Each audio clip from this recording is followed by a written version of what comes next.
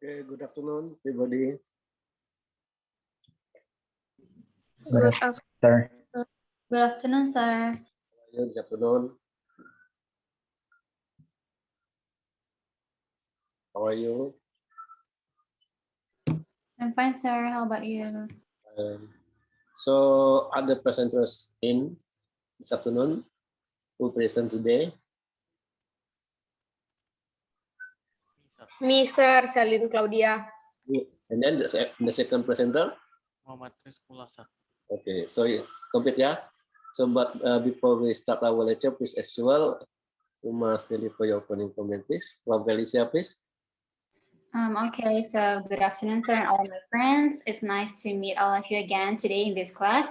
I would like to say best of luck for the presenters of Chapter 7 and Chapter 8. And for my other friends, stay focused. I hope we can learn much today. Thank you, sir. Okay, Rizkullah. Okay, assalamualaikum warahmatullahi wabarakatuh. Waalaikumsalam. Good afternoon, everyone. I hope everyone in a good health condition. Today, I would like to present my material. I hope everyone stay focused on this class. Thank you. Okay, Selin.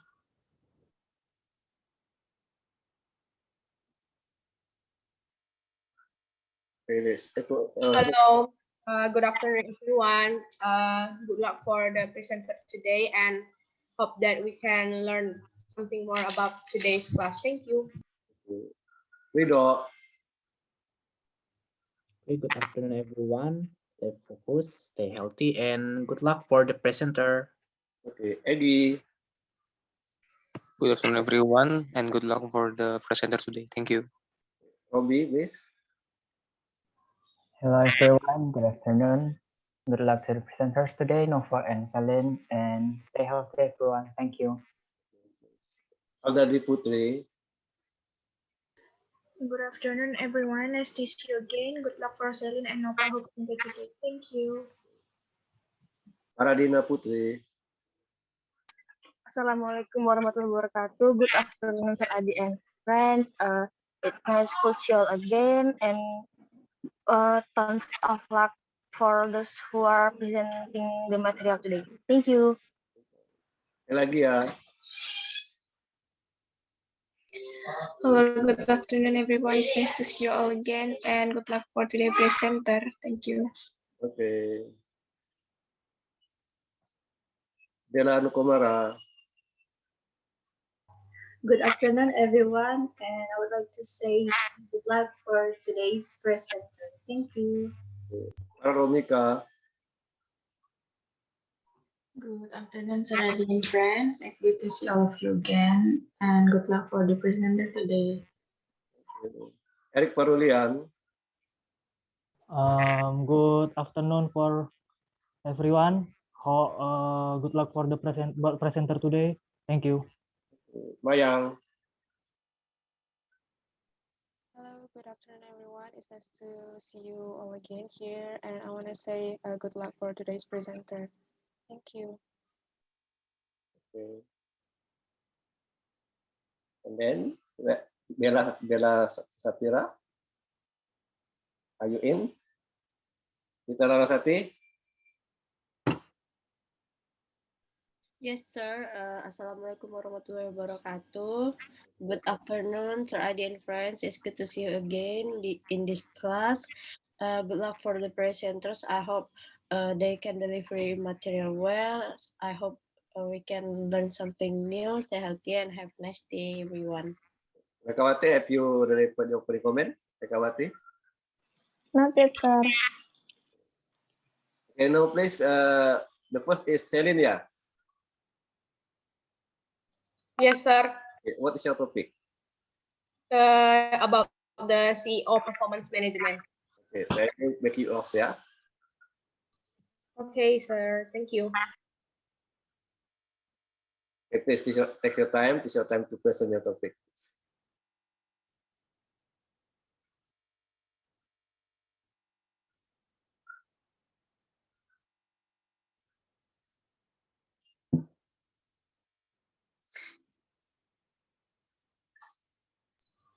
Can you all see the material? Yes. Selin. Okay.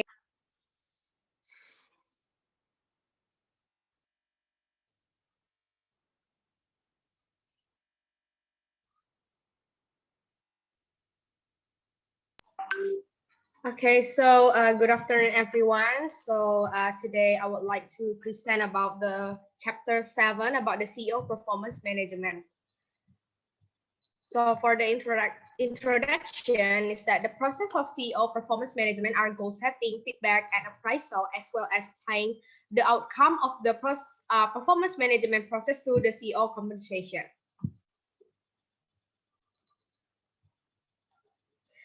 So grading and sorry.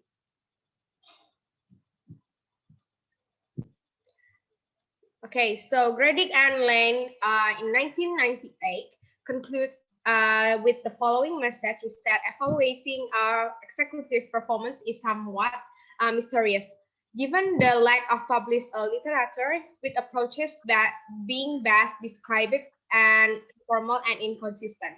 The second one is executive want and need clear goals and objective ongoing candidate feedback and a system that tightly links pay and performance. And then the third one is that appropriate non-financial measures such as employee satisfaction, particularly in leading to customer satisfaction and business result, as well as executive competencies that are linked to driving business outcome should be used to improve the evaluation process.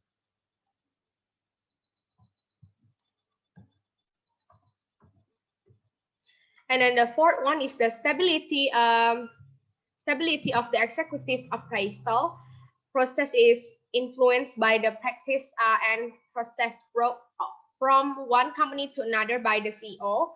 And for example, the 360 degrees feedback and the dynamic nature of the marketplace and frequent organization change. And then the fifth one is executive need to remind in a assignment long enough to evaluate their impact. And then the sixth is HR needs to sell the value of performance management to executive, as well as highlight the cost and neglecting effective performance evaluations, as executive often do not have a formal process, and that HR should keep the process simple to minimize the paperwork and time. So the next one is about FORTX, CEO performance management process. So FORTX context. So Ford has had its share of challenge and publicity involving shareholder concerns, board member change, and turnover in senior leadership. And Ford current CEO faced the challenges of building a more ethical workforce and changing the company's culture to one of empowerment with greater accountability and reward for performance.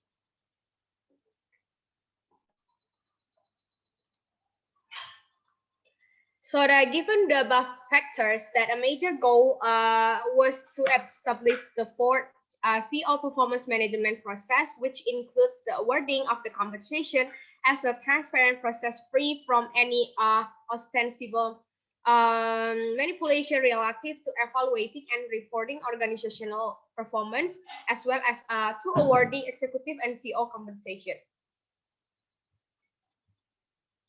And then there are a lot of factors shaping for CEO performance management processes. That the first one is goal setting, the second one is feedback, and then the third one is CEO appraisal, and then compensation. So the first one is goal setting. The goal setting path of the performance management process is initiated by the CEO with fourth overall business plan serving as the context. Since the beginning of the CEO tenure, the CEO has written a narrative documenting the progress to be made against each of the Vortex main goals or objectives. Today, these objectives still remain the focus, but there is a greater emphasis on identifying specific financial target and other quantitative measures. This emphasis is now possible because the CEO and the senior leadership team, the team of Vortex, most senior functional leader, over the past few years, developed a clearer understanding of how Vortex operates and of the most critical and important measure of success and indicators of the business growth. The next one is feedback. So providing performance feedback is also accomplished more informally and may, for example, come from an individual board member regarding company strategy or from a board committee, such as the audit committee on operational issue. The primary vehicle for this more informal and regular feedback, however, can be characterized as the constant communication flow with a regular focus on CEO performance between the board, chairman, and the CEO.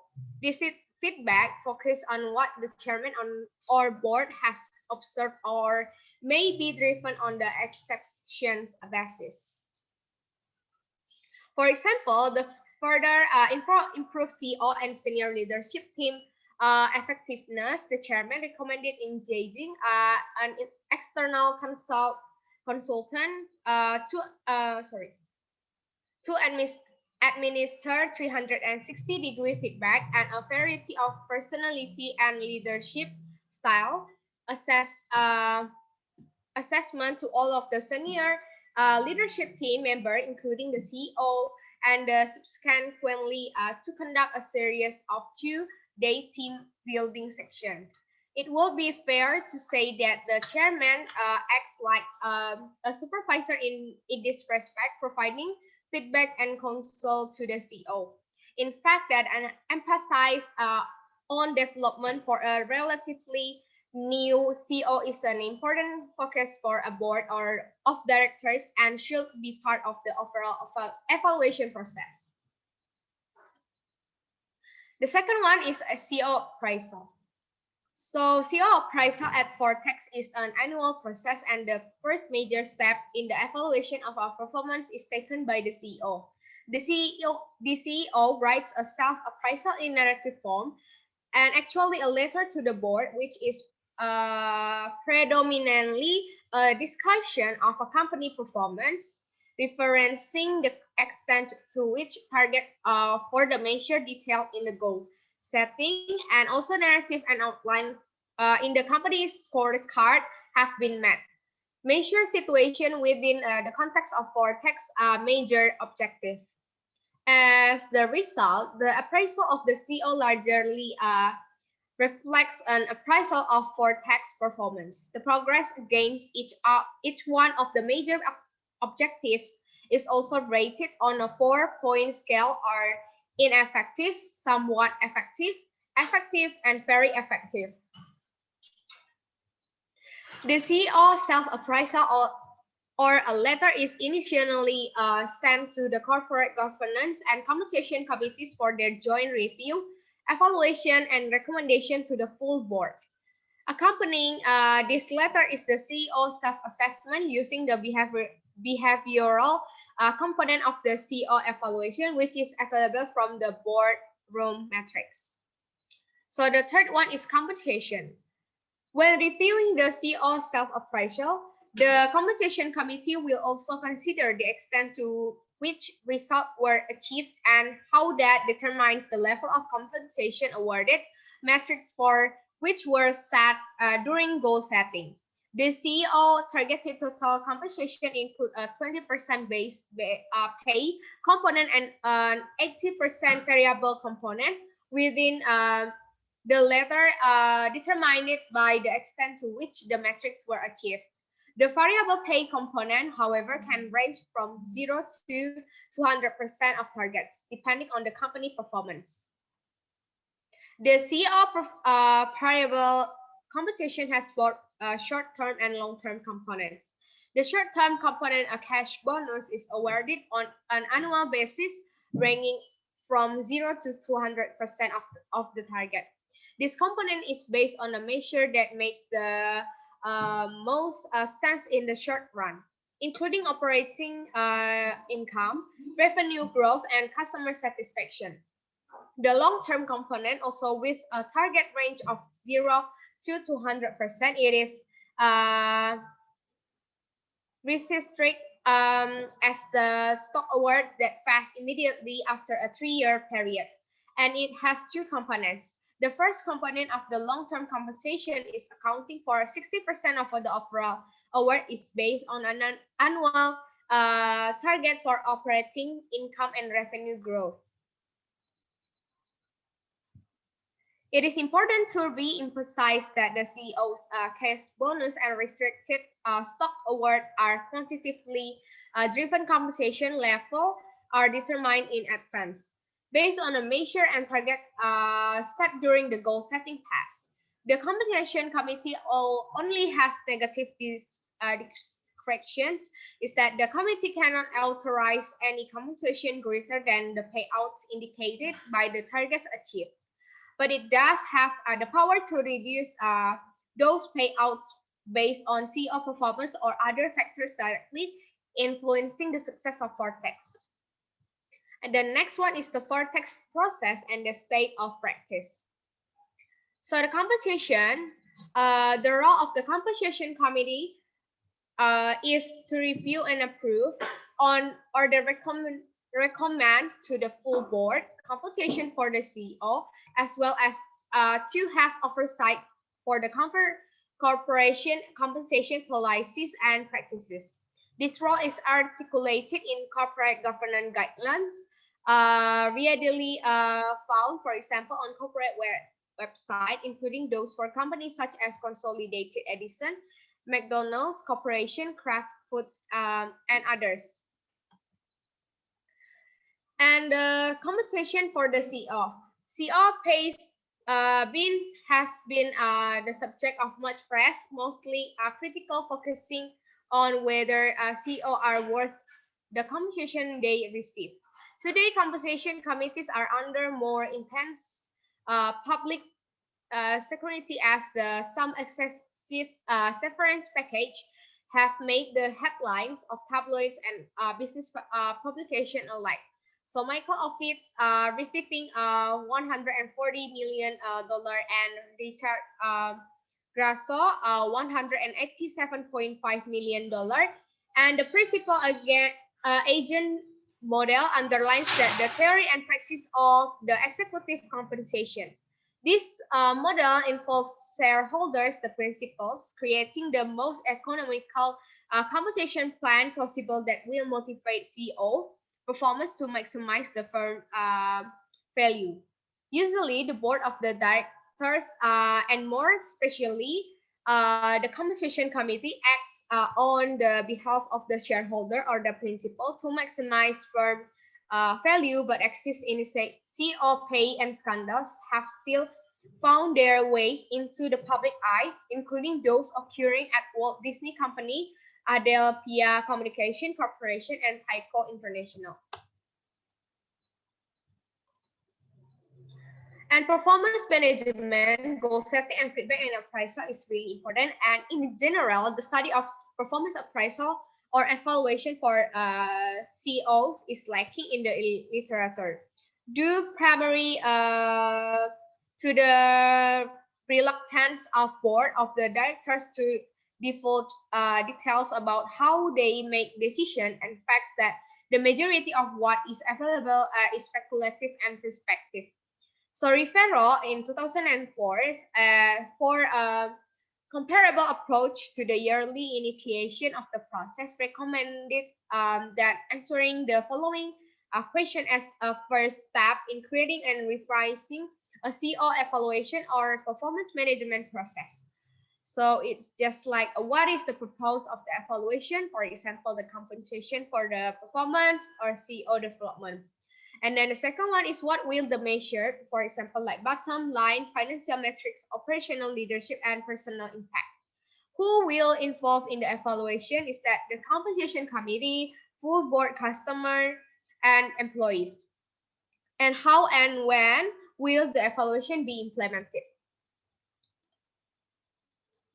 So Conger, Feingold, and Lawyer in 1998 highlight three forces driving interest in CEO performance evaluation that still operate today, and include the first one is the general awareness of the critical roles played by CEO, and then the second one is shareholder activism, pressuring boards to take more responsibility and action for CEO performance evaluation. And the third one is the evaluations and enhancement of the performance management system and process, including the use of 360-degree feedback. It should be clear that these boards, as well as the more recent legislative reforms and regulations, have certainly shaped CEO performance management process at Vortex, with the greatest impact coming from shareholder at the Vortex, with the greatest impact coming from shareholder activism and the broader scope of the legislations and reforms affecting most large organizations. So the next one is about barriers to effective implementation of the CEO evaluation of performance management process. So Oliver Wyman in 2003 cites four main barriers to the effective implementation of the CEO evaluation on performance management. The first one is uncertainty concerning board member roles and responsibilities, primarily caused by the number of stakeholders involved in the process and its unfamiliarity to the most board members. The second one is the lack of time and energy given to the board's overall responsibilities, as will be discussed shortly. And directors spend only 16 to 22 hours a month on board related to work, which is typically time spent on strategy and monitoring performance. And then the third one is disagreement over the criteria for the evaluation, which can occur among board members as well as between board members and the CEO based on their own views of what it is important. And then the fourth one is that a lack of information about qualitative performance, because in general, most boards spend their time gathering and evaluating quantitative or hard data, and they find it is difficult to define and collect and measure qualitative performance is valid and reliable. And then the next one is increasing the effectiveness of the board of directors. So compensation and effective of the board is that Kosorek, Burger, and also Brichard in 2003 state that the research to support whether board independence correlates with company financial performance or quantitative is inconclusive. The authors go on to discuss the need for a qualitative reform, indicating the importance of one, selecting the right board members with the right competencies, expertises, and personalities. And then the second one is training the board members regularly and helping them to acquire a thorough understanding of the business. And then the third one is giving the board members the right information, providing both credible and comprehensive information, both quantitative and qualitative. And then the fourth one is balancing the board and the CEO power, letting independent directors select new directors, hold executive section, and controls the committee chairmanship. The next one is a compensation of the board members. It appears that how board members are rewarded influence how they monitor and evaluate CEO performance. So Silva in 2005 found that the board members who receive stock as compensation for their membership use more quantitative, for example, like financial information in their evaluation, maximizing the interest of shareholder. Consistent with the agency theory, the use of the stock as compensation was negatively correlated to the use of qualitative information. But board members who tended to receive a higher salary as compensation tended to use quantitative criteria to a lesser extent. Finally, board members' motivations was positively correlated with the use of the quantitative information and negatively correlation with the use of qualitative information. So compensation for Vortex board members consists with the long-term focus. It is a form of equity, although the members have the discretion of choosing up to 50% of their compensation in cash. Okay, that's all about my presentation. So let's go to the question and answer section. Okay, so I prepared 3 questions for you guys. If you would like to answer it, just say your name. Thank you.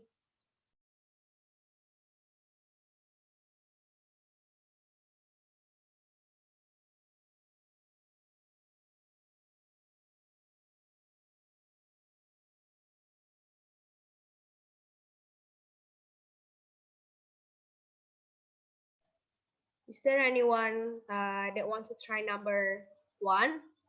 Hello, Salim. Hello, Felicia. Can I try number 1? Yes. But I need some time to think for the answer first. Okay, it's okay.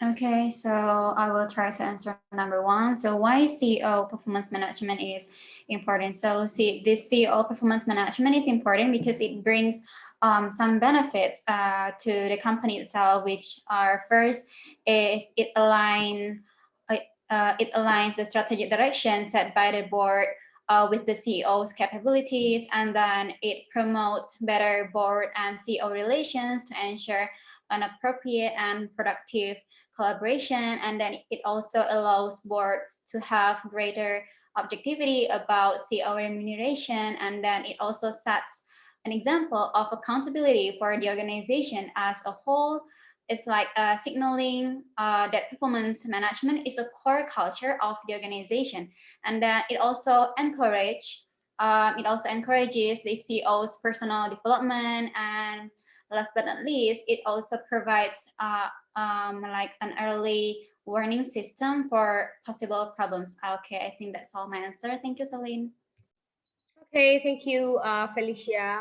Is there others that want to try number 1 again? Or maybe we can Maybe I wanna okay. answer. Yeah. Okay, can you hear me?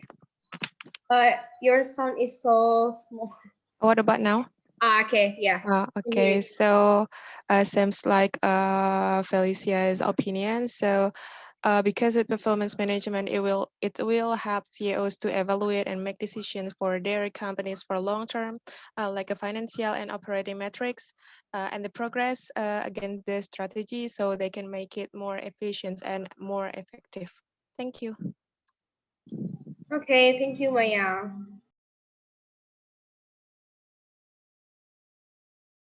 Okay, so is there anyone to try number 2?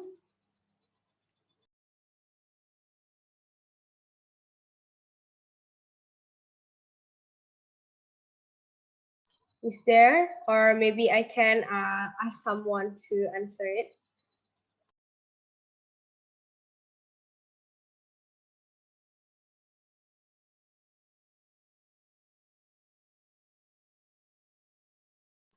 If you would like to answer number 3, go ahead. It's okay.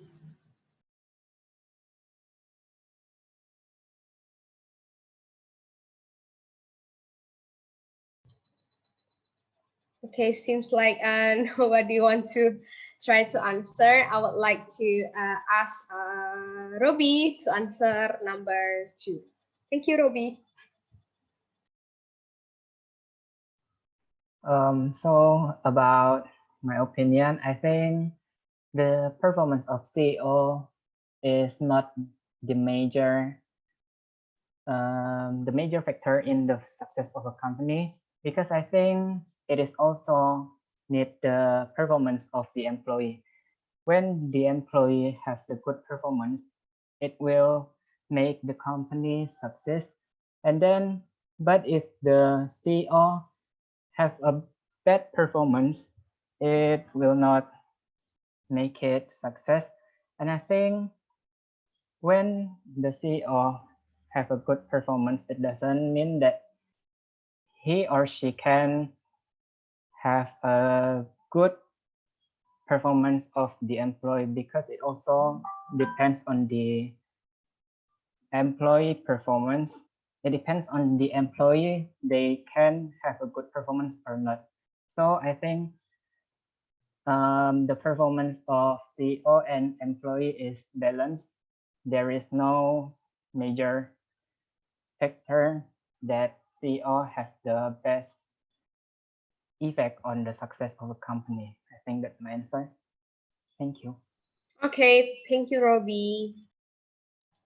And next is number 3, or maybe there's someone that will want to try number 2 again. Just go ahead. Is there?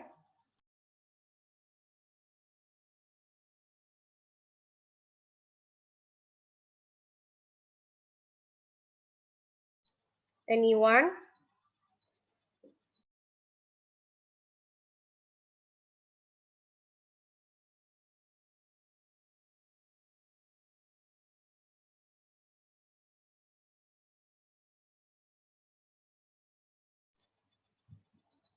Okay, so I think I would like to ask Bella Safira to try to answer number 3.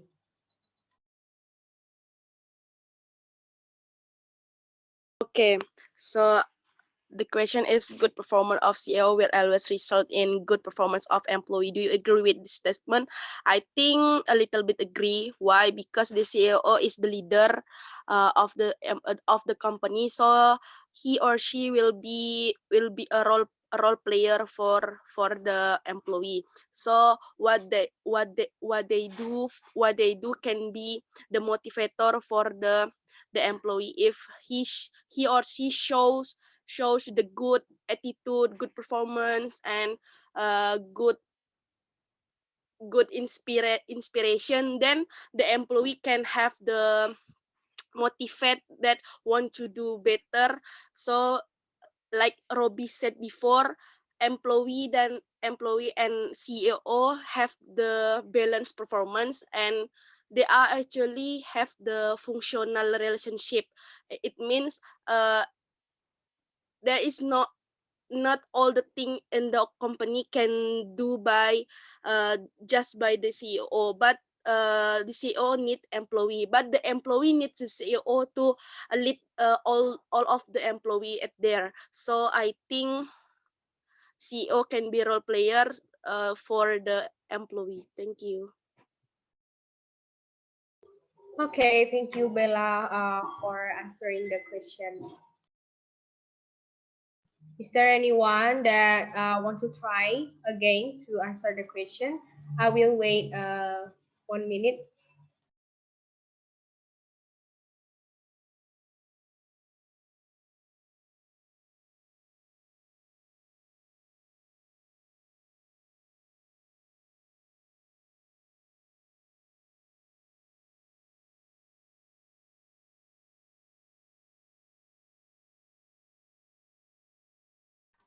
Okay, since no one that don't want to answer it again, so we jump to the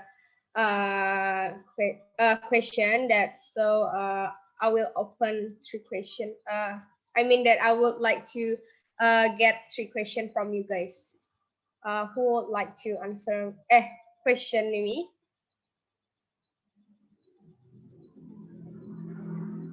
Hello, Celine. Hello, Felicia. May I ask? Okay, Felicia, go ahead. Okay, so my question is, in your opinion, what is the biggest challenge will you face when dealing with this CEO or executive performance management? Thank you, Celine. Okay, thank you, Felicia, for the question. How about the other? Celine, may I ask you? Okay, go ahead. Okay, so my question is, if we talk about evaluating CEO, how you deal with a bad or toxic CEO? And in your opinion, what is the impact of bad or toxic CEO for a company? Thank you. Okay, Bella, thank you for the question.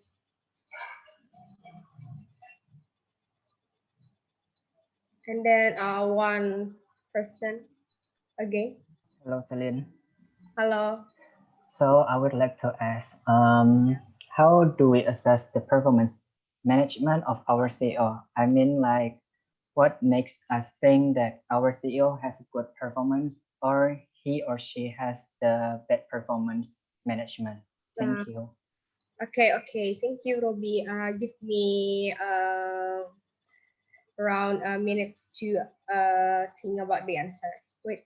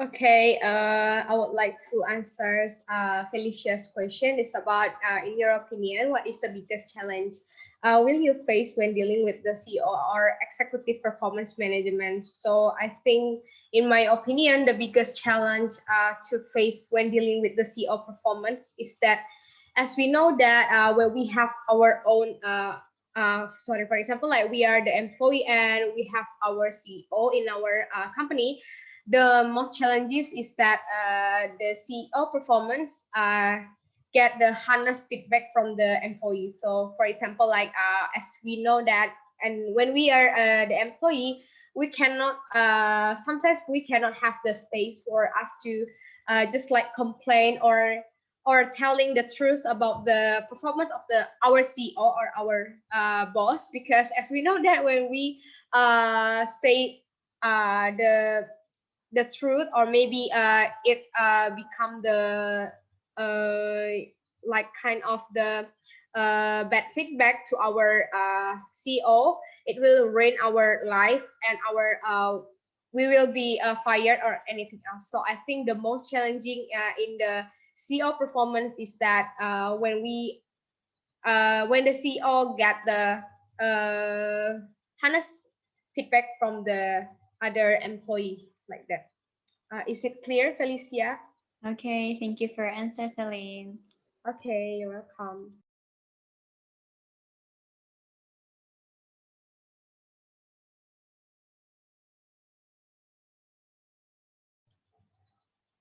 Hello, Bella. I would like to answer your question. Okay, so your question is that if we talk about the evaluating CEO, how do you deal with the bad or toxic CEO? And in your opinion, what is the impact of bad or toxic CEO for a company? So I would like to answer the first question is that it is in general, there are lots of company that have a toxic CEO. As we know that CEO is the people or the person that is have the responsibility or have the for example, maybe own the company. And it is as we know that many of the CEO itself has a bad impact to the employee. As we know that when we are working in a company, there must be something that is not really becoming our goals in a company. But when we know that the goals it's not fit with ours, but we are working in that company, so I think that we cannot do other thing except that we just follow the rules and others. And I think that when we are facing the toxic CEO, we need to know the characteristic first about the CEO. And maybe if we already know and we already know his or her personality, we can try our best to try to explain that we would like to give some feedback, some opinion about something in the company. And I think that maybe if the CEO is a wise person, he or she will try to understand us and will accept our opinion. And then also that what is the impact of the bad or toxic CEO for a company? I think there are a lot of bad impact for the company if the CEO is toxic, because as we know that when a company run well is the big part or the big part of the people that can make the company a success is that the first is the employee and the CEO itself. So both of them need to be balanced and need to try their best to make the same goals for a company. And if the CEO itself is have a toxic CEO, I think that it will ruin the reputation of the company itself, and I think that the employee will not satisfied working there, because as we know that CEO is the person that is decide everything. So I think that if the CEO give the toxic relationship with the employee, I think the company will have a bad reputation, bad relations with the employee too. Is it clear, Zizi, Bella? Yes, clear. Thank you. Okay. Okay, so the next one I would like to answer Robbie's question is that how do we assess the performance management or of our CEO, and also that our CEO has a good performance management or bad performance management. He asked that what makes us think. Okay, so the first question is that how do we assess the performance management of our CEO? So the CEO performance management itself, we can assess our CEO by looking at their vision and mission. Is it already the same with the vision and mission in a company or not? And also we can also look at the human resource itself. So I mean that as we can see if the employee is satisfied or not, or the performance of the employee good or not is depends on the CEO itself. And then also can take a look at the capital and other resources also.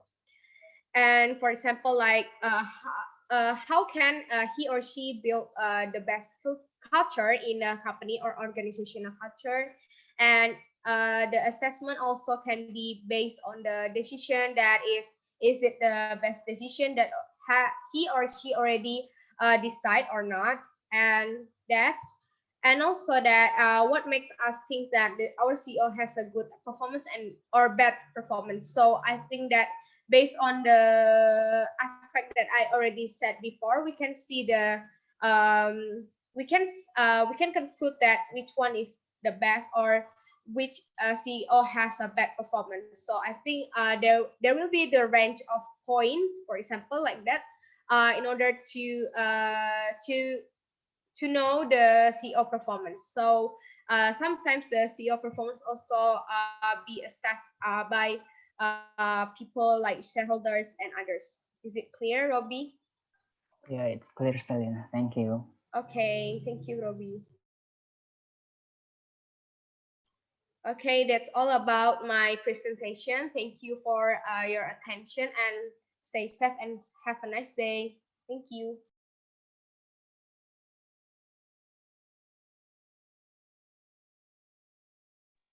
Okay, thank you very much for your presentation. So we have what Celine talking about CEO performance, yeah, CEO performance management. So when you are acting as a CEO or what is CEO again? CEO is the top management, yeah, CEO, yeah, Chief Executive Officer, is that CEO, yeah. So as a CEO or as a top manager of a company, so you must set a goal, right? You must set a goal, yeah. In order that to have a good financial performance, yeah. Sometimes the indicator of performance of a company is what, like a good financial performance, profit or loss, right? Yeah, this is the indicator of the performance in a company. So when your company get a lot of losses, yeah, who will be unhappy in this case? If the company get a lot of losses or suffer from loss. So if the company suffer from great loss, so who will be unhappy? In this case, who will be unhappy? Who will be unhappy if the company suffer from great loss? The CEO, sir. CEO? And I think who will be unhappy in this case? CEO is the person who manage the company, right?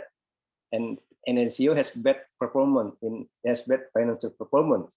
In this case, yeah, so the company under his management suffer from great losses, right? And then who will be unhappy in this case? So when the CEO has poor financial performance, in this case the company suffer from great losses, will be unhappy. The shareholders. Yeah, the shareholders, right? The shareholder is refers to the board of directors, right? So they will be unhappy. So the board of directors are responsible for the CEO's management, right? Performance is this. So the board of directors evaluate the CEO, yeah, how they manage the company, so right? So CEO, the board of directors will be happy if the company has profits, right? There's a lot of profit, yeah. In this case, so CEO is demanded to be able to work harder, yeah, in order to get a good performance, right? And according to the survey, so some board of directors remove the CEO because of the poor financial performance, right? But can the CEO by himself get his goal? So as I said that the process is the CEO must set the goal, so right? Yeah, and then a feedback, so right? And then appraisal and compensation, so right? How does the CEO get his goal? How? Yeah.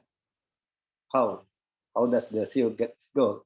So CEO cannot work by himself, so right? Do you agree that CEO cannot work by himself? No. If you are the manager, can you work by yourself in a company to get your goal? No. No. So who will help you to get your goals? Our employees. Who help you getting your goals or get your goals? Who help you? The employees. Yeah, your people, so that the people, your employees, so that, and your peer, your peer, yeah, your peer manager, so that your peers, yeah, your people. How do you manage your people? Yeah, how you manage your people? Yeah, will also will be able to influence your performance, right? If the peoples are good, yeah, but the way you manage the people is bad. Can the CEO get the goal? No, right? But if the CEO is good in communication, yeah, in reading, etc., and the people is bad, what's it? Can the CEO get the performance? No. And what about this condition? So if the CEO is good, okay, The CEO is coaching, yeah, it's a coach, yeah, for the people, so that, and the CEO has good has good communication, has good relationship with the people, but the people are bad in this case, lazy. So what can the CEO also get the goal?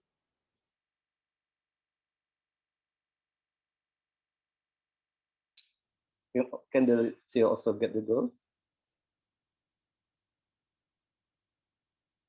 So in this case, the CEO must know, must listen to the people also, so that, yeah, maybe it's the case is the CEO must listen to the people. So you know the term 360 degrees feedback, so that, what does it mean, 360 degrees feedback? So when you are the leader or when you are the manager in the company, you must use 360 degrees feedback. What does it mean, 360 feedback? So 360 feedback will improve your performance, right? As a manager, yeah. What is it? What is 360 degrees feedback? So you have you have set your goal, and then you must get feedbacks, yeah. So in this case, you must get 360 feedback. Yeah. What is it? In this case, you must listen to the people, correct? You must listen to your people as a manager, correct? You must listen to your people. Yeah. You must ask your people to give suggestions, opinions, correct? Yeah, maybe your peer workers, suggestions. Yeah. You can ask the stakeholders to give opinions, correct? The user, everyone, all of them. The customer, you can ask the customer, correct? You can ask the stakeholders, correct? Is there something wrong with me? Yes, ask the shareholder, yeah. Yeah, so you can get information from all sides, yeah, from everyone. It's 360 degrees feedback, not only from the people, not only from the people. You can get information from the customers, right? You can get information from the board of directors, right?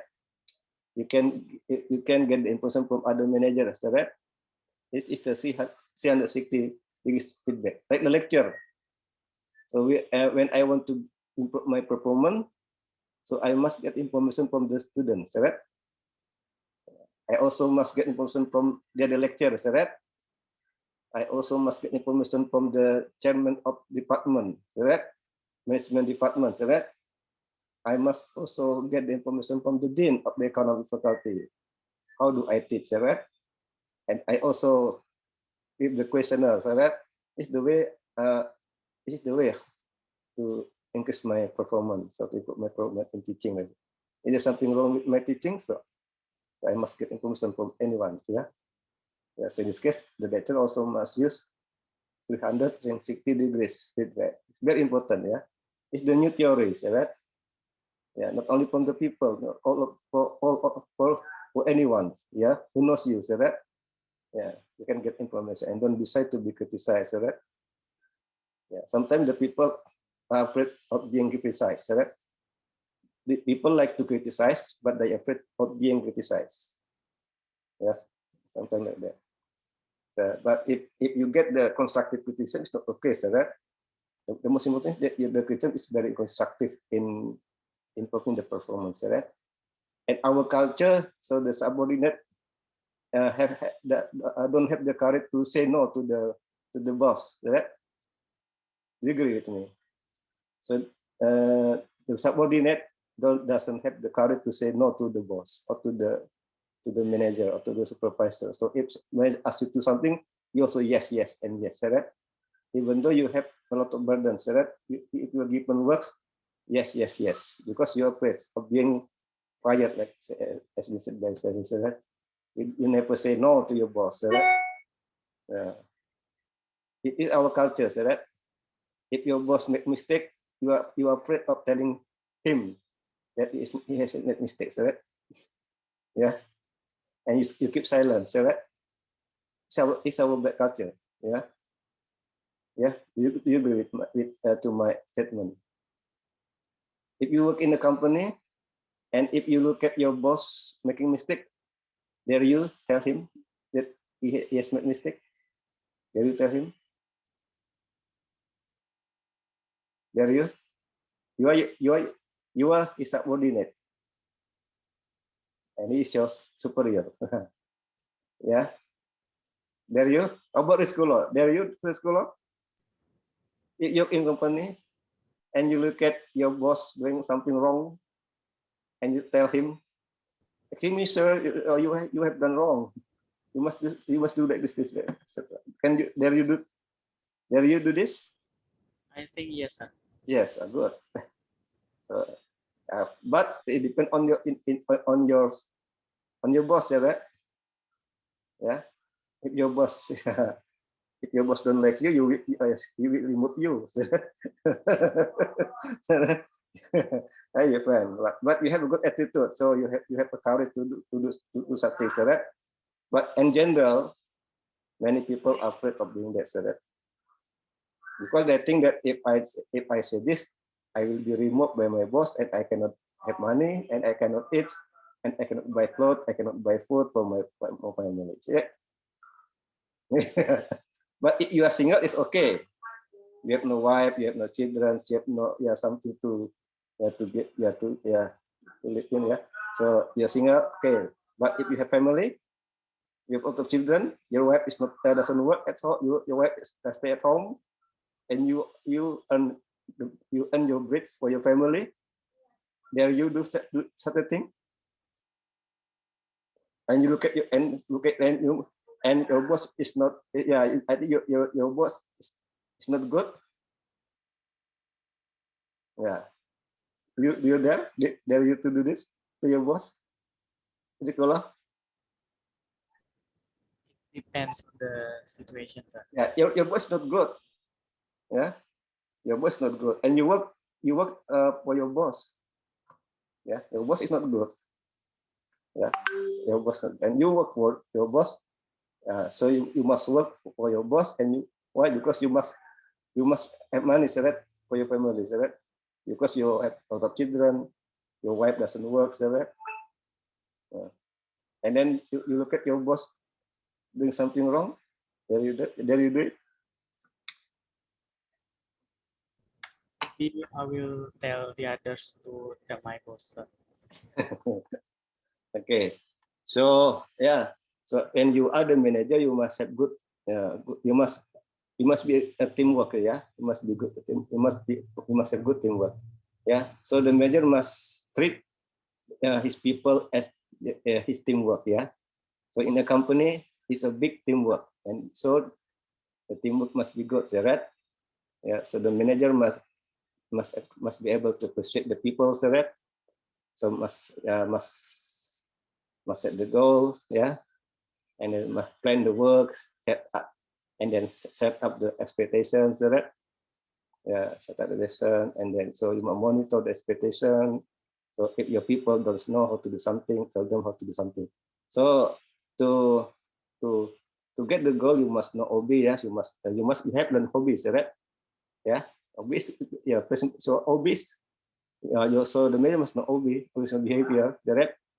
The people has attitude, adaptive expectation, motivation, and etc. Right? You must be able to communicate with your people, so that yeah, you must look at your people personality, right? Yeah, so you study OB, right? So when you are manager, you must know OB, yeah. Sociology, psychology, yeah. So you can make your people work for you, right? So in this case, you must listen to your people. This is the most important. You must listen to your people, and you must listen to the board of directors, because you are the CEO, right? What is the shareholders need and want? Yeah, you must know. You must listen to your board of directors. The board of directors wants you get a lot of profits, right? So if you can get a lot of profit, the board of directors will be very, very, very happy, right? And the board of directors will reward you. Yeah, reward is compensation, right? Will reward you a lot of money, give you a lot of bonus, right? Because you can give a lot of profit to the company, right? But on the contrary, if if you as a CEO, yeah, make the company suffer from great loss, so the board of us will be unhappy, correct? And you will be removed, correct? You will be removed by the board of directors, and maybe the board of directors will find the other one to take your position as the CEO, correct? Yeah, it's the consequence, right? So it's not easy to be the CEO, correct? You can get a lot of money from being a CEO, but you have responsibilities, right? What is responsibility? You must be able to get a lot of profits, right? You must have good financial performance, right? It's the indicator, right? But whenever you get poor financial performance, you will be removed. So in this case, you must work hard. You must be able to make the people, correct? In the company, how the people work well and how the people work for you, and so in order to get good performance, right? Is this the CEO performance? Yeah. So as the feedback and then the goal setting, feedback, appraisal, and compensation, right? Yeah. So how to make the people? So you must study OB. You must study this, right? You must study HRM, right? You must study performance management. How to deal with people? You must master the OB, right? If you want to deal with people, you must know OB. OB is the important thing in dealing with your people, right? Without master OB, it is difficult for you to deal with people because OB deals with people, right? The behavior, right? Yeah. So you must study. You must open your book or your book and read, yeah. Because sometimes you are the manager in your company, yeah. So you understand. Like in the family it's also like that. Father is a CEO, yeah. Father, yeah. Father is CEO, and mother, children, other people in your family, right? Yeah, it's the same. Yeah. So the father must have goal, and then father must also get feedback from the mother or wife or children, right? And then pressure and then compensation, yeah. Any question? Yeah. I think, do you want to be CEO in the future? Do you want to be CEO? Do you want to be a CEO in a company? Hello? Do you want to be a CEO in a company? Yes, sir. Yeah. So Yes, if you want to be a CEO, how do you get your performance? How do you get your performance? So the question has to be answered, yeah. So the answer is on you in the future when you are the manager, sales. Everyone has their own answer to this question, correct? So for example, Felix is the CEO of this company of PTX. So Sharon maybe has her own way how to meet the people, correct? Yeah. Let's say this every CEO has different way how to relate the people, correct? Yeah, based on the theory, based on the book that I read, correct? Yeah. So you must have the idea of being a CEO, yeah. Of course, to be a CEO is not easy, right? Yeah, so CEO must have great responsibilities, right? Okay. Any question? No. Okay, we come to the next presenter. Yeah, so the first presenter is good, and then the other student must also be active, yeah, in this discussion. So don't be passive, yeah. Don't be the spectators only, yeah. You must try to give opinion, yeah. No matter your answer is wrong, but you must be active, okay. Okay, Rizkolo, it's your turn to present your topic. Okay, Rizkolo, please, this time for you to share screen your PowerPoint. Okay, thank you, sir.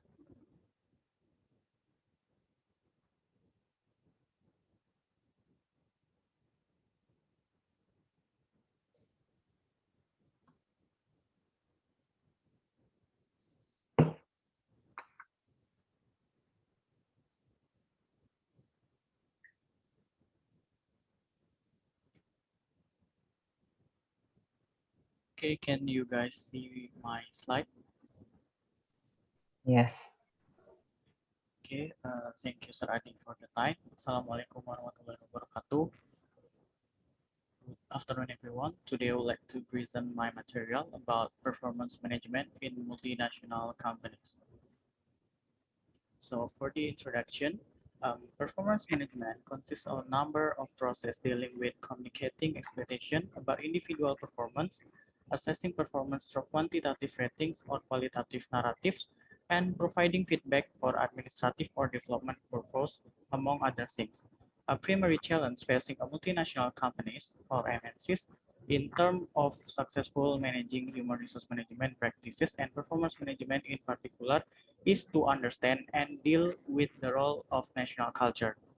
So the purpose of this chapter is to more fully explore and challenges facing by MNCs in the performance management process and to address in detail challenges that cultural differences may pose. So before examining the general challenge facing by MNCs and the more specific ones associated with the performance management, it makes sense to first define an MNCs, also sometimes referred as the transnational company. An MNCs can be defined as a company or enterprise that manages office, has production facilities, or delivers services in more than one country. MNCs usually have a centralized head office where they coordinate global activities. Budget of very large MNCs revolves those of many small countries. And the next is the challenge of MNCs. MNCs face considerable challenge in doing business. This includes, but is not limited to, challenges associated with the introducing product or services across multiple cultural contexts, complying with different national legal requirements and systems, facing global competitors with access to cheaper manpower of raw materials, and competing globally for talent. There are also challenges related to the human resource management practice in MNCs that can impact company success. Because of the influence of culture and language, performance management may be one area of human resource management that is most difficult to implement successfully. The language frames the way that people make sense of objects, issues, and other in their social and psychical environment. Languages also shapes that message that are communicated between parties. Culture also is an important consideration because it influences the expectation that people have about what is and is not appropriate and acceptable behavior. Culture can operate multiple levels, including that of a business unit, an entire organization, or a nation, or geographic region. One of the important underlying issues that we will consider in terms of to understanding the role of culture on performance management is the relative strength of organization culture versus national culture. And some of the culture-related issues outlined by A.G. Bin with regard to performance management include the first is the effect of subtle differences in meaning and interpretation of performance competencies or the dimension on which individual performance is evaluated. And the second is the culturally based willingness of raters and employees to talk openly and deliver difficult messages. And the third, the use of multiple rating source resulting in overt or covert resistance with subordinates are asked to rate their superiors. And the fourth, feelings of insult and disrespect on the part of superiors if critical feedback comes from subordinates. And the last is the different comfort levels with regard to personal disclosure that includes rating or discussion of the job performance. And then the next slide, this is the cultural dimension and implication. So from the project Global Leadership and Organizational Behavior Effectiveness Research Program, or GLOBE, was a 10-year research program headed by Bob House and colleague House Hedges, Javidan, Dorman, and Gupta, years 2004. That overall goals of the project was to increase the understanding of different cultures and thereby improve the cross-cultural interaction. The first is performer orientation. Obvious relevant to performance management are the culture beliefs regarding the nature of performance, the level of performance standard to which employees are held, as well as the orientation around innovation and performance improvement. Given the preceding description, it would be expected that members of high performance orientation scientists would prefer performance management system that emphasize achieving and rewarding results. Members of countries with low performance orientation would choose a performance management system that emphasizes loyalty and cooperation that primarily rewards age and seniority. And the second is future orientation. The culture vary in terms of the relative importance placed on the past, present, and the future. Cultures with high future orientation and the slowest present orientation, for example, like Singapore, Switzerland, South Africa, Netherlands, and Malaysia, tend to value long-term success over short-term wins, delay gratification over longer time periods, have organization with longer strategies orientation, and have individuals who have intrinsically motivated. In terms of performance management, higher future orientation would likely translate into the long-term performance goals and an emphasis on intrinsic motivation as well as more attention given to employees' training and succession. And then this is the continued assertiveness. Cultural dimension of assertiveness is based on the whether members of a society should be assertive and minded or unassertive and then in their social relation. The nations that are high on assertiveness, for example, like Albania, Nigeria, Hungary, Germany, and Hong Kong, tend to value top, assertive, and dominant behavior from everyone. See competition as a good thing, emphasize direct and unambiguous communication, and emphasize result over relationships. The cultural dimension, the cultural differences in assertiveness could affect underlying performance expectation in an organization. For example, competition versus cooperation, as well as the communication style of appraisal and the manner which individual feedback is handled. And the fourth is individualism and collectivism. This cultural dimension refers to a person's relationship with other people, whereby individualistic societies value individual competition and welfare over collective group welfare. This cultural dimension would be expected to influence the level or type of achievement that will be evaluated as a part of performance management process. And fifth, human orientation. This dimension is defined as a degree to which societal members encourage and reward fairness, friendliness, generosity, and support. Human orientation will manifest itself in the performance management process primarily in the terms of the relative levels of concern, support, and sensitivity that a supervisor would show towards an employee. And the last is uncertainty avoidance.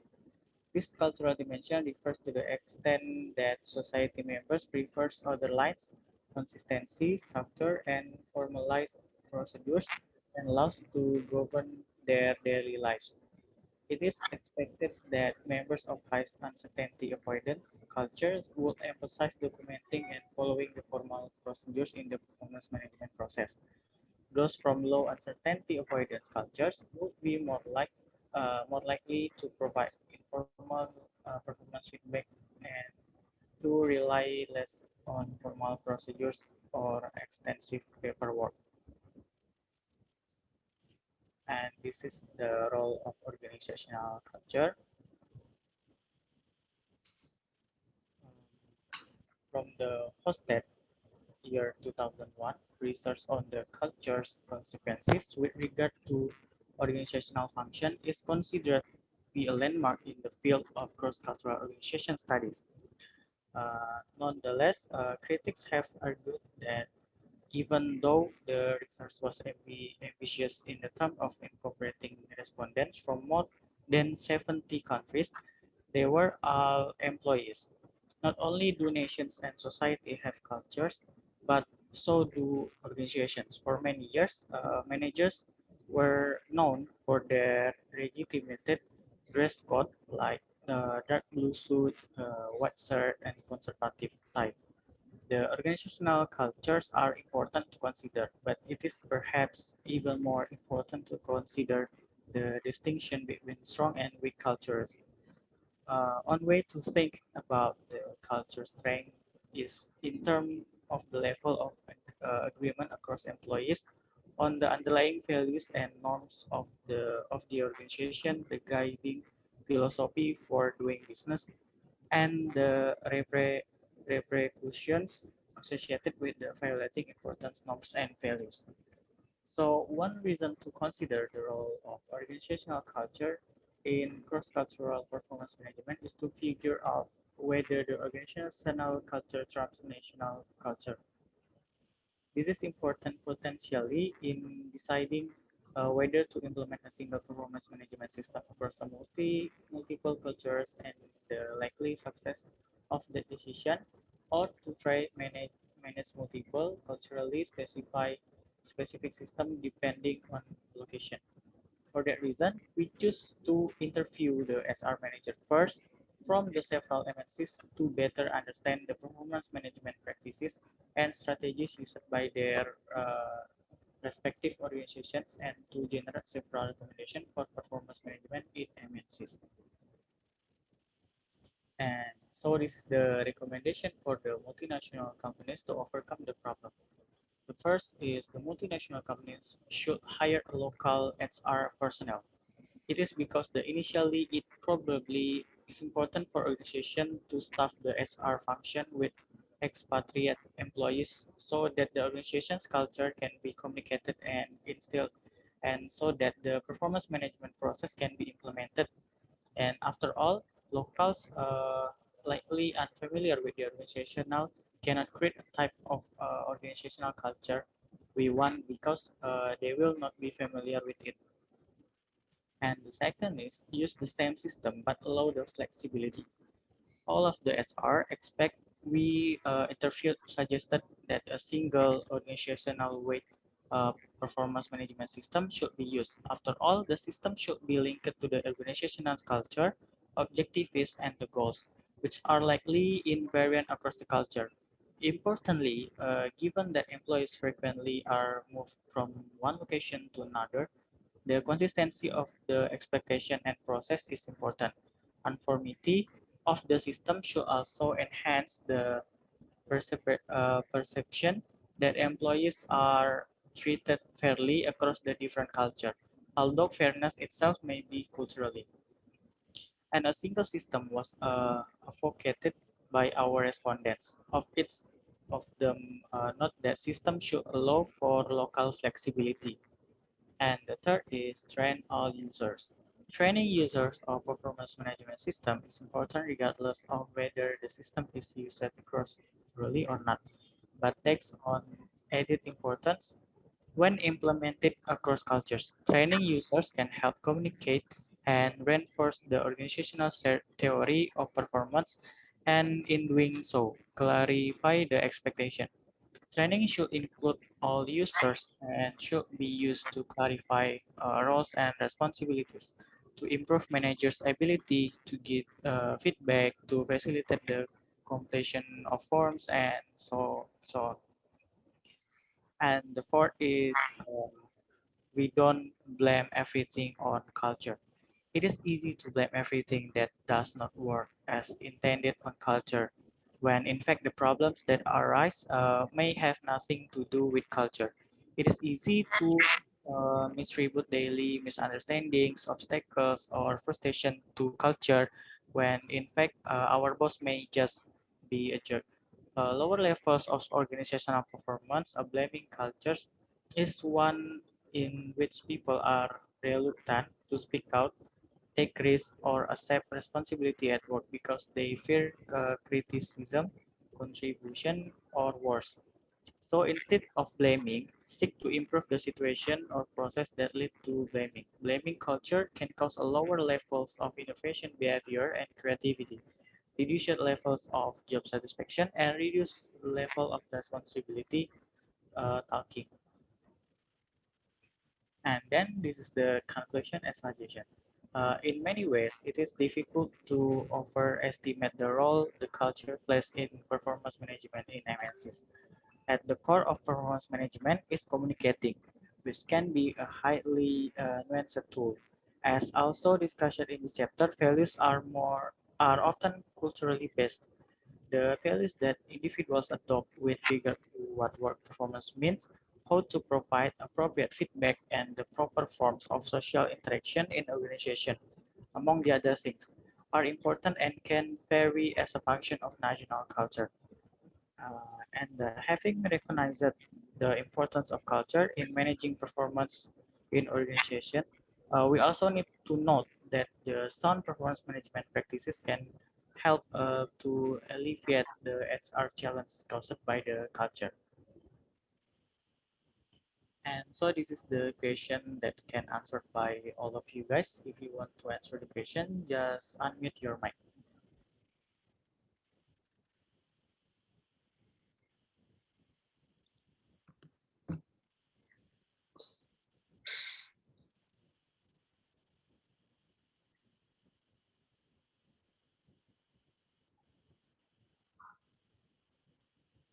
Okay, is there anyone want to answer the question?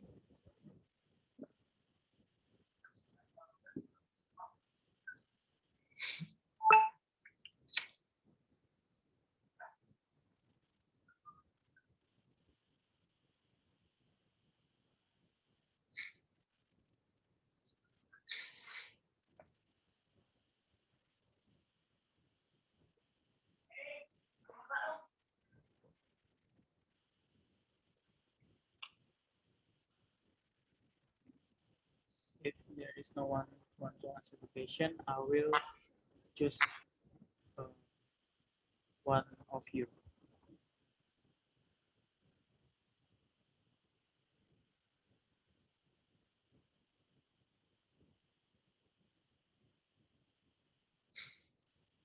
Maybe Robbie, you want to answer the question number 3?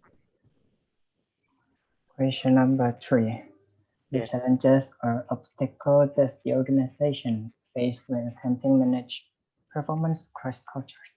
So the challenges or obstacle, the first is of course like the languages they have, or like the accent they have. Some employee must have their own accent in their language based on their own culture.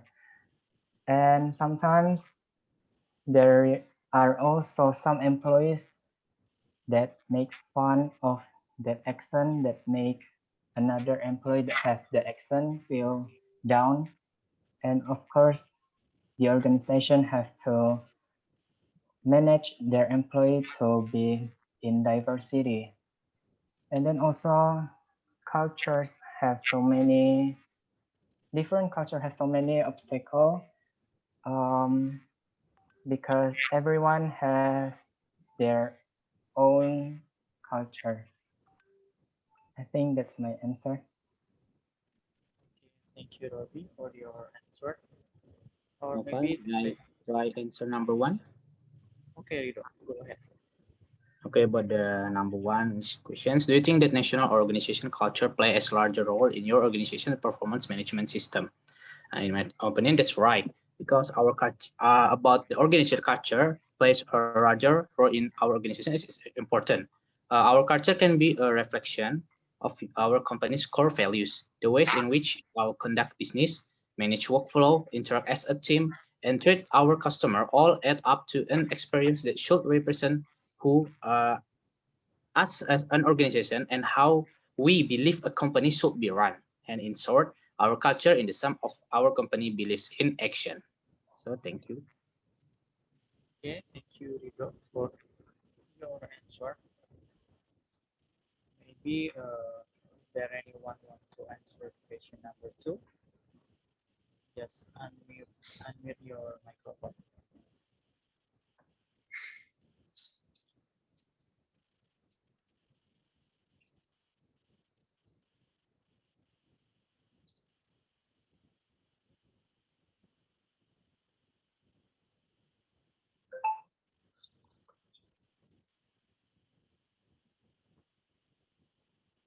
I think there are no one to answer the question again, and I would like to move to the next session.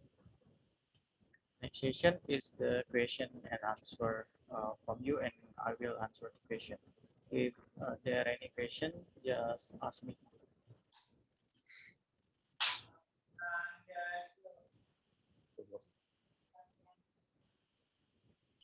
Halo Noval.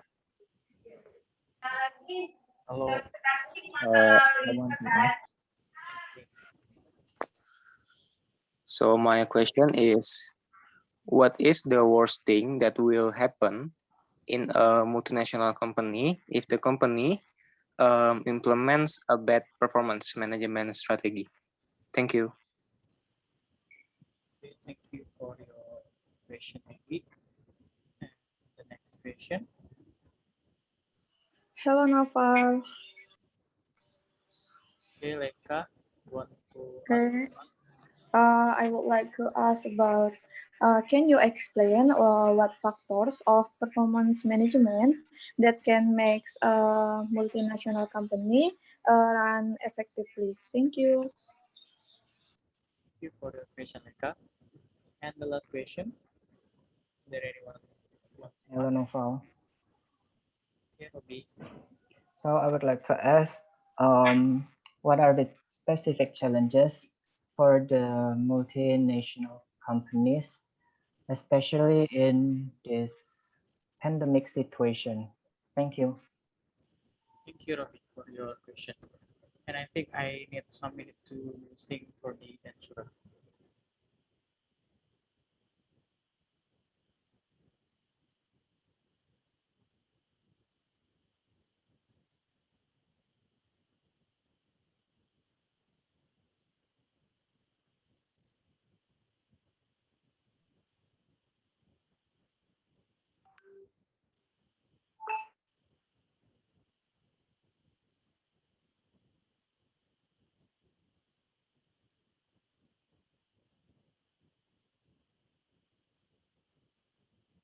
Okay, first I would like to answer the questions from Robi. Robi asked about the specific challenge faced by MNCs in this COVID-19 pandemic. So I think the first is the problem about the money management.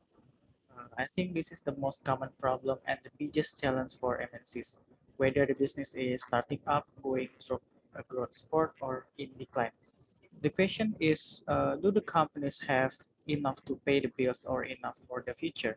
And this is to make sure to have enough cash flow to pay the bills is so vital and constant challenges for owners and managers in determining the company's needs presently and the future growth. We know that the COVID-19 has magnified that challenge further as many of us have closed our doors for a business. Balancing the budget and being able to pay the bills have resulted from either decreasing costs of operations or promoting and relying on alternative ways for the revenue. And the next specific challenge, I think, is the client dependence.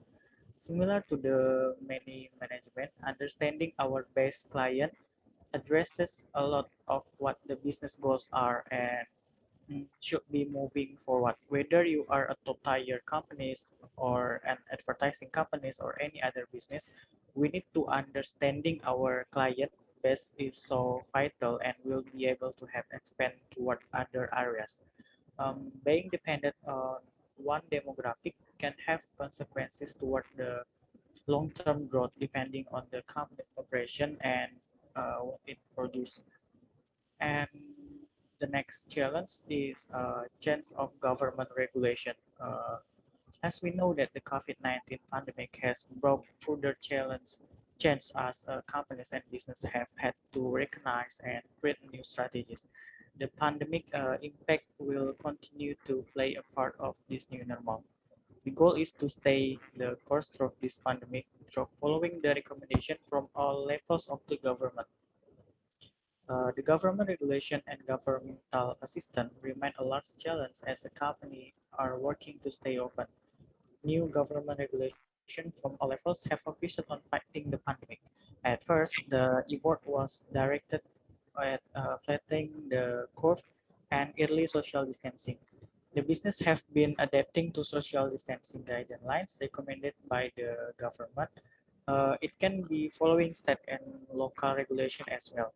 It is essential to keep following those procedures in order to assist and flattening the curve as companies begin to start reopening in any capacity. And the next question from Egi, I want to answer the question from Egi. Egi asked about the worst thing that will happen in multinational company if the company have a bad performance management strategy. So I think we know that the basic objective of performance management is to develop and improve the performance effectiveness of a team members. The manager and the team member work together to plan and monitor, review, and appraise the latter's work objective and overall contribution to achieving the organizational goals. Some of the worst thing that can be happen in multinational companies if they have a bad performance management. I think the first is wrong design. The performance management system and tools must fit with the specific needs of the organization. It cannot be duplication of a system designed and implemented in other organizations. Even on an organization in the same industry or the same business group, intense consultation with various stakeholders and users of the system is necessary. Users trust in absolute necessity for the success of the system. And next, I think the worst thing that can be happen is the lack of integration.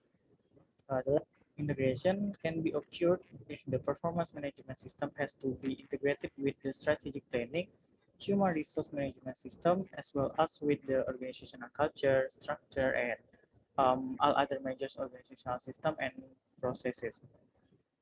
And the third problem is the lack of leadership commitment. Leadership commitment and support is a must for smooth implementation of the system. Leaders must drive the process and make performance management an integral part of the management of the company. Leaders can contribute not only in setting strategic direction and performance measures, but also in monitoring and reviewing performance across the organization. They also reinforce the performance cycle by recognizing and rewarding performance to the employee. And then the last thing, I think it would be in competence. A company needs to be competent to use the performance management system. It's necessary to ensure smooth and implementation of the system. I think that's my answer. You get my answer, Egi? Yeah, Naval, thank you for the answer. Thank you, Egi. And then next is the question for Meka. Meka asks about the factors of performance management um, that makes a multinational company run effectively. Um, in my opinion, in the future, if we as the manager should know the basic of effective performance management, it should include the goal setting, coaching, development planning, and recognition. While these are actual pillars of performance management, there are also certain factors that can be success if we can implement it very properly. I think the first is we need to understand our philosophy, purpose, and the culture. We need to identify our company's philosophy and purpose and build them into our corporate culture. And the next is we need to make a goal setting. Make sure that the goals are aligned and clear and have a specific purpose employees can understand. Have managers collaborate with their peers to help those set goals that support company objectives at the individual levels. And then the next, we need to coach and develop our employees. The best manager are coaches who give ample feedback to help their employees perform at the highest possible level. We, as a manager, must also present them with the resources they need to pursue the development opportunities they seek. And the last factors, I think, is simplify the processes. We need to eliminate redundancies by ensuring that all goals and effort are aligned and everyone is making a unique contribution toward the achieving team, department, and company level goals. I think that's all my answer, Laika. Okay, thank you, Novel, for the answer. Okay, thank you. I think that's all about my presentation. Thank you for the attention and wassalamualaikum warahmatullahi wabarakatuh. Waalaikumsalam warahmatullahi wabarakatuh. Okay. Please return the host to me, please. Scholar. Okay, sir.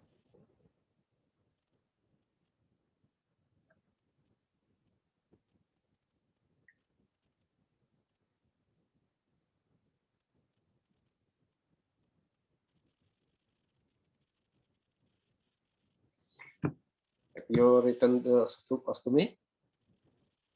Sir. Okay. How to return? You don't know how to return? Yes. So you can look at me in the video, in the picture. On the right are four dots here. After mute. Okay. You can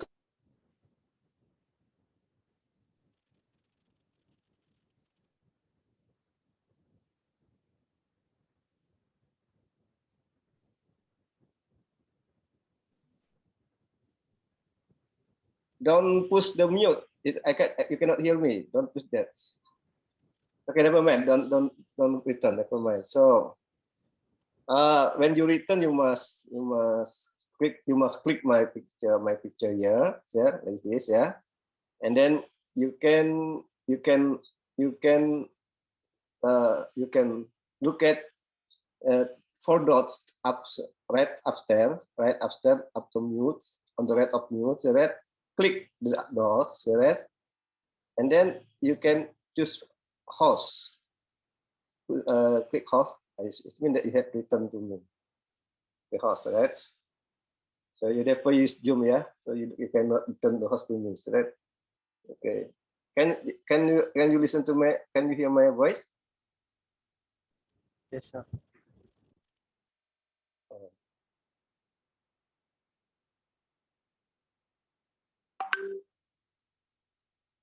Okay, so we have what's the scholar presentation. So it's going to talk about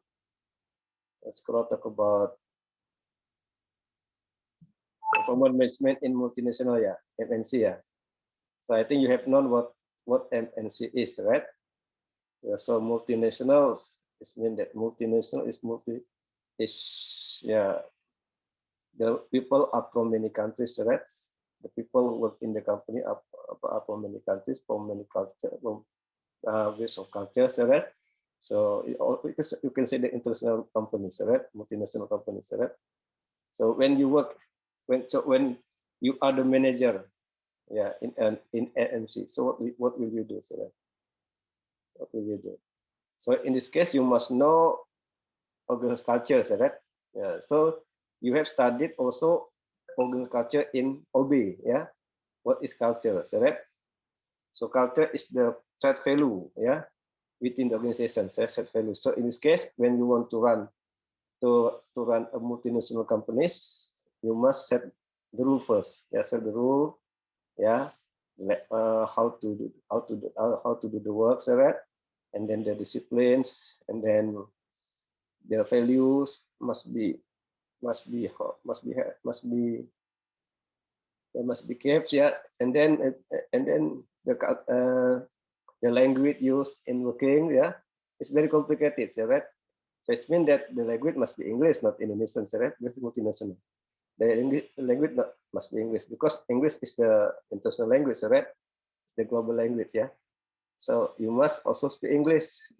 The manager must speak English. The people also must have good command of English. So what happens if the people don't have good command of English? They speak their own language. What happens in the company? And the manager is not able to speak a lot of language, yeah. So for example, Ali is from Uganda, Ani is from China, and then Mary is from Thailand. So they speak their own language. What happened? And the manager is from Indonesia. How do you communicate, sir? It's the problem, sir. It's the problem, yeah. So at first, when you want to recruit the people from many countries, so you must have the rule. So the people must have the command of English, right? Because so all of the people in the company speak English, right? Everything is in English, right? So yeah, it is the first rule, the first rule to work in our company, for example. Yeah, and then so you must also know the culture, yeah. So we must use global culture, yeah.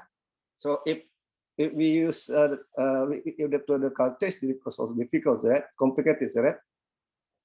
Do you know how the French culture is different from the Arab culture? Yeah. If the French people, if Arab say, it means no. Do you understand?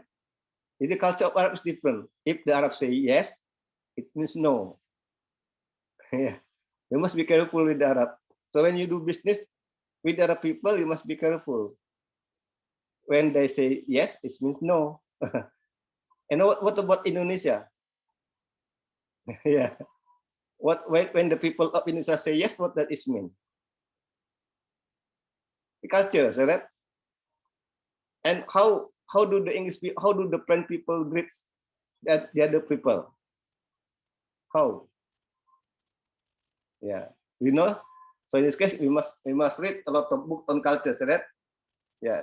Yeah. For example, the manager is French, yeah, is from France, yeah, French manager, and then he visited, for example, someone from yeah. So sometimes he kisses, yeah, his kisses is the French culture, right? Or England, English people, is also kissing is the greeting, right? What about Indonesian? Not kissing, right? Shake hand, yeah, shake hand, yeah, shake hand. But when you look at Indonesian people kiss each other, so what happened, right? Different cultures, right? Yeah. So but yeah. So you must know the rule how to greet, right? Set up the rule first, yeah. So in order that there's no conflict among the cultures, right? Yeah. The language, how to wear, right? How to speak, how to greet. This is important. It's the values, right? The values, set values, yeah. So you must discuss together among the managers, among the top management, right? So the rules to apply in this MNC, yeah, so the people can work well, so that they must appreciate one another, said don't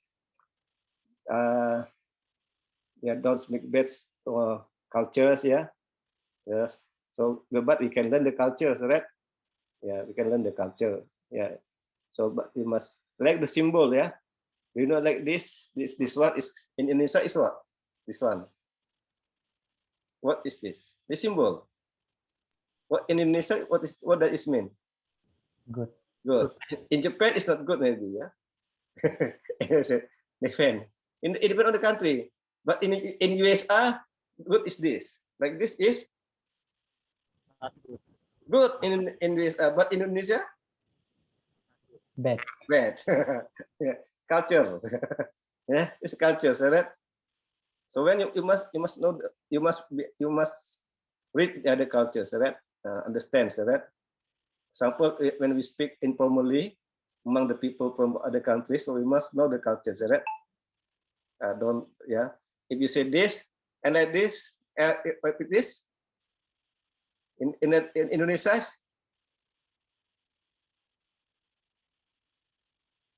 what is it? It's Indonesia. Okay. Yeah, it's bad. But in other countries, it is good, right? Yeah, it's culture, so it's complicated, yeah. Yeah, but the most important is language, the rules, yeah, in working in MNC, yes, right? And then the gesture, and then yeah, gesture, and clothes, yeah. I think you must, yeah, I think in MNC also the people must wear good clothes, yeah. And the culture is the same. The clothes must be good, right? And must be polite, right? And don't use bad words, right? You must use good word, yeah. Yeah, it's actually when you are the in MC, yeah, you must learn a lot of culture. It's very difficult, yeah, very difficult. But it depends on the host country and home countries, right? Where is the headquarters, right? Home country and host country, or foreign, yeah, countries headquarters and home country, yeah, depend. So when the company is in Indonesia, and in the company recruit the people from Germany, so the Germany must adapt to the Indonesian culture, right? Yeah, and at least the company, and then the people must study Indonesian, so they can speak Indonesian instead of English, right? But the formal language is English, but they must also know Indonesian because they practice in Indonesia. But when the company is in Japan, example, yeah, Japan. So yeah, the people, if you want to work in Japan, you must know Japan culture, right? And Japan must speak Japan English maybe because Japan Japan has strong nationalism, right? Japan must speak Japanese, yeah, yeah. Japan is collectivism. Indonesian is individualism, right? It's the culture, yeah. Japan has collectivism, and Indonesia has individualism. You agree? Yeah. When you work in Japan, prefer collectivism, cooperation, right? In making decision, they decide together, not individually. But Indonesia has different culture, individualism. Indonesia, yeah, individualism. We can decide something individually, but in Japan, collectivism, yeah, collectivism. Okay, so next week we maybe on Thursday we will have holiday, yeah. Is that true? On Thursday we will have holiday because of the Isra Mi'raj maybe. Yes. On 11th of March, yeah. And when will you have midterm test? When will you have midterm test? Do you know? When will you have midterm test? On what dates?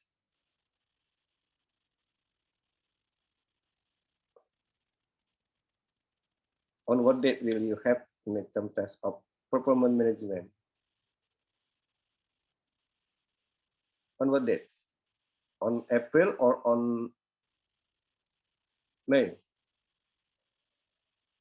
Or on the 1st of April, the middle or the end of April? Anyone knows? Anyone knows? No, sir, I think no schedule yet. Yeah? I think no schedule yet, sir. No schedule. We don't have the schedule. You have no schedule. Okay, so yeah, maybe after the 7th meeting. This is what? How many meetings has we have? So, five, yeah. Yes, sir. 5 meeting, yeah. 5. So on the 8th meetings we will have midterm test. Yeah. So I have only 2 meetings, right? Yeah. But if next week is holiday, so 1 meeting. So I hope that we can study on Friday again next week, yeah. because of the holiday. Yeah, do you understand? So it is included in the holidays, right? Separate meeting, yeah. So I'm asking this the next Thursday to Friday again, and there will be three students presenting because I will have only 2 meetings, right? But if Bu Titi is not busy, she will teach up to the midterm test. But if Bu Titi is busy, I will continue. It depends on Bu Titi, yeah. Yeah. So I will have 2 times meeting again, yeah. So next week is on Friday. So we will have 3 meetings again, so right? So next week we will have 3 students to present. Who will present next week? On Friday, yeah, next week, yeah? Me, sir, me. Yeah? Me, Eric Parulian. Okay, Eric Parulian, and then second? I'm chapter 10. The second? The first Eric, the second? No, sir, I'm second. Oh, second, the first? The first? The first? Will be the first? No one? The third? The third? Only one?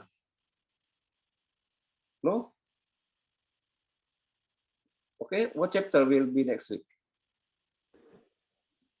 It's supposed to be 9 and 10. Yeah, 9, 10, and 11. Set will present 9, topic 9. Will present topic 9. Mister. Yeah? Dela. Paraya. Dela Nukumaraya. And then 10? Eric. Eric, yeah. 10? 11? Eric. 11? Egi, sir. Egi, yeah? Okay. Egi. Okay, so I think before we end this course, please, you must deliver the closing comment by saying the benefit of this chapter for you. Okay, please, from Eliza, please. Okay, first of all, thank you, Saradi, for today's class, and thank you for Celine and Nova, who have presented their materials well today. From today's class, I learned about CEO performance management and also MNC performance management. Thank you and stay healthy, everyone. Celine. Hello, good afternoon all. Hope that we can stay healthy. Thank you. Okay, please. Pelagia. I want to say thank you for Sir Adi and Rizkula and Celine for the presentation. It's a good presentation and very beneficial for us. Thank you. Okay, please. Rido. Okay, first of all, thank you for the presenter. Good presentation and good paper. I hope what you guys explain can be understood. So see you next time and thank you. Dita Larasati.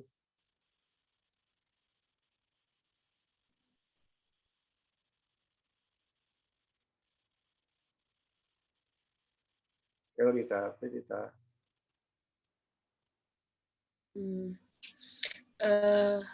Thank you, Sir Adi, and thank you, friends. Thank you for the presenter for deliver material, such a good deliver material. What I've got today lesson are how to be good CEO and how work in MNCs with different cultures. Stay healthy and have a nice day. See you next meeting. Okay, Parulian. Good afternoon, Sir Adi and friend. Thank you for both of our presenter today. See you next week. Okay, Probi. Oh, hello everyone. Good afternoon. Thank you for today. It's great to see all of you. And then thank you for the presenters today, Celine and Noval, about MNCS and CEO performance management. You guys have a great presentation and thank you all. Okay, Bella Sapira.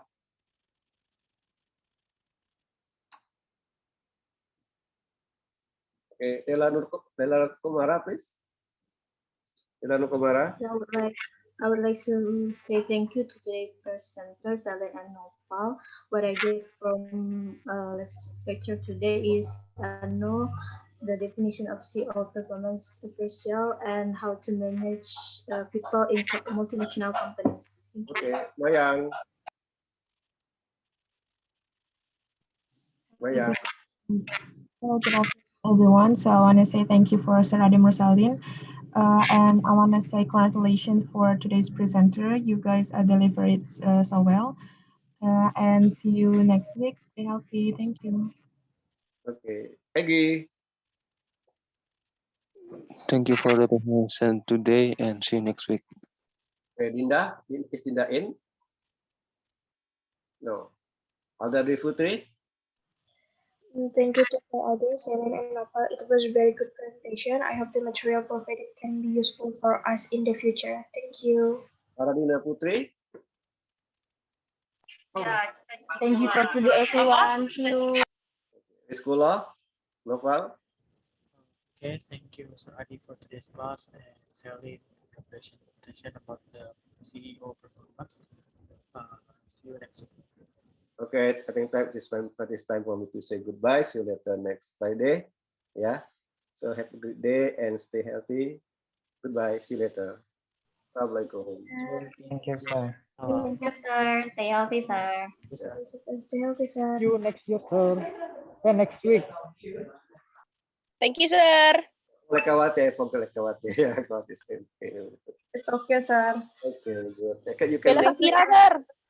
Yeah. Bella Safira, sir. Yeah, best friend. Okay, Bella, I have called you, but you are not you don't appear. You didn't appear this. Okay, never mind.